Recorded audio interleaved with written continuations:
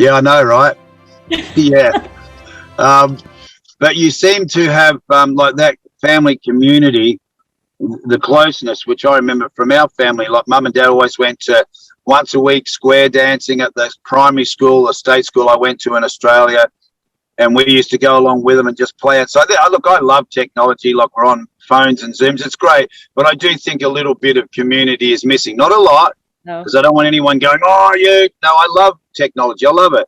But I Right. still think we miss a little bit of that. Leave the phone down, put the iPad down, and let's just do something together, even if it's only once a fortnight or once a week as a family or group of friends, you know? Absolutely. Dinner time together. Yeah, that Game doesn't night. happen much. Yeah. Yeah, it's important. Yeah, it is. Because it is as you get older, you know? Things change when you get older. You start going, oh, geez, missed a bit of that, you know? Right. Do you think teaching was something drove you because of the closeness of your family? Like you loved being in community and you wanted to give back? I always enjoyed helping others, and kids are always very energetic, and it's just always, they keep you on your toes nonstop. It's never a dull moment when you work with kids. Yeah, Oh, yeah. sure. That Right. reminds me, one of the most energetic things I remember from school were the cherry pie games. Oh, yes. And then us, chanting the geographical parts of the country, like the Great Plains, the Rockies, Arkansas River. Yeah, that was the Colorado history chant. Yeah, that was pretty good. Like, I always look back at those years, sometimes wondering, I wish I could sometimes relive my childhood. The Right. wonder years. The wonder years, yes. Yeah. My parents, if my parents, God bless them, if they were alive and I'd said the wonder years, they'd go, yeah, we wonder what the heck you were up to because you drove us mad. Yeah. I can tell you that's what they went. Yeah, look at Doug laughing. He goes, oh, I can imagine. He's my coach. I know. I get it. Exactly. Yep, I get it. So, Jan, now what? You've had a couple of broken relationships, right? I have. And how did that affect you being a mum with kids? Like, just basically, I don't mean left out on your own, but it sort of is like that, really. You've had a partnership with someone, and all of a sudden it's like, whoa, this isn't working, you know? How did you deal with that, and how did you deal with, for the kids and maybe the ex-partner, whether you talked or you didn't talk? Sure. How'd you make it work? Yeah, so I've been married and divorced twice. The first one, I was married 14 years, and that's the dad to my 3 children. Now their ages 18, 16, and 11. But at the time, they were pretty little. That's middle school, elementary, and preschool ages at the time. And luckily, their dad is also a teacher. And we kind of came to a conclusion that we were going to talk like we were business partners and only talk about the children. We, as teachers, kind of knew what was best for kids and how to always put them first.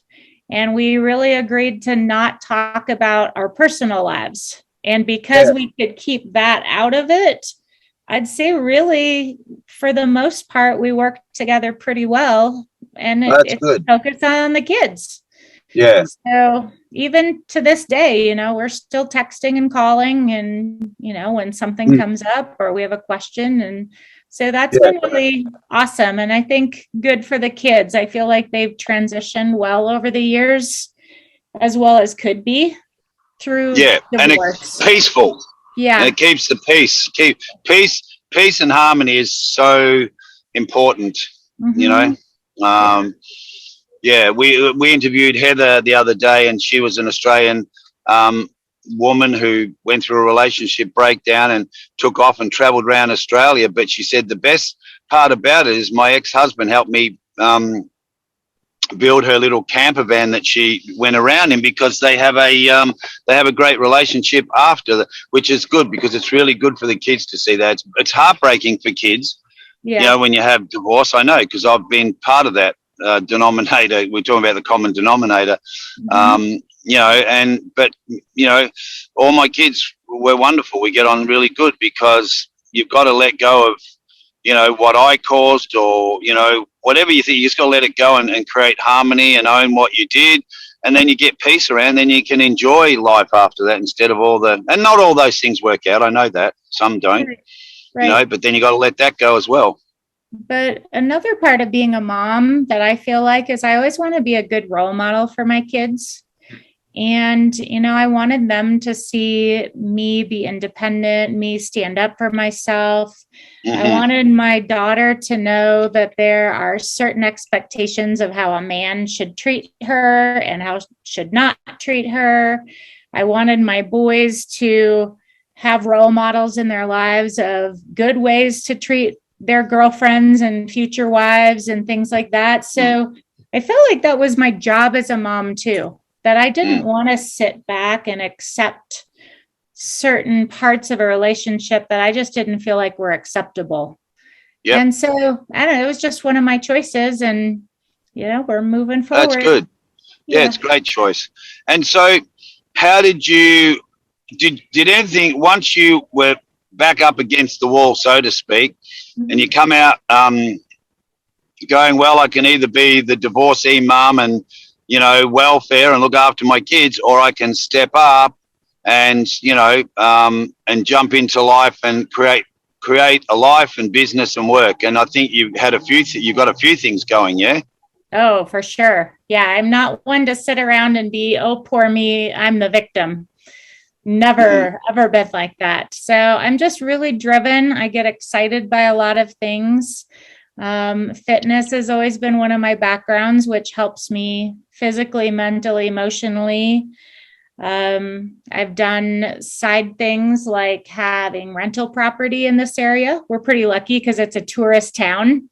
Yeah. So working with that, I've rented out bedrooms in my house to international students that come here to work. So what an amazing cultural experience for my kids and our family to live with these kids from all over the world. That's been amazing.